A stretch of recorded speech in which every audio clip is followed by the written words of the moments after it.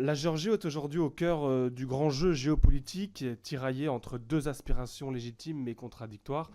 D'un côté, la volonté de sortir du logiciel post-soviétique et un désir légitime de modernité et de prospérité, incarné par l'aspiration à une pleine intégration dans le monde européen, et de l'autre, la volonté tout aussi légitime de préserver son modèle de société et la défense de son identité nationale.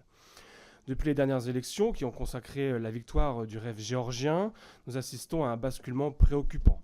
L'influence de la Russie et ses ingérences sur la société géorgienne sont significatives en raison de la proximité géographique et de la pression économique et stratégique exercée par Moscou.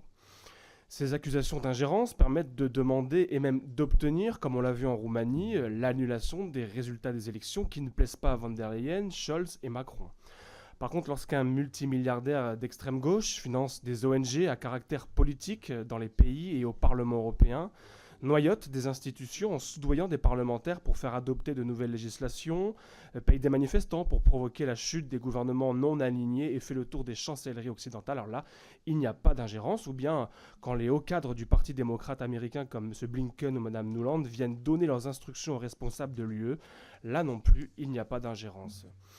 La panique générale s'empare des partisans de la société ouverte au mauvais vent du wokisme, de l'immigration massive et de la destruction des identités nationales et révèle leur vrai visage, celui de tyrans adeptes du muselage des peuples par la menace, la censure, l'annulation des élections, pour continuer à marche forcer le démantèlement programmé de nos nations et de nos peuples.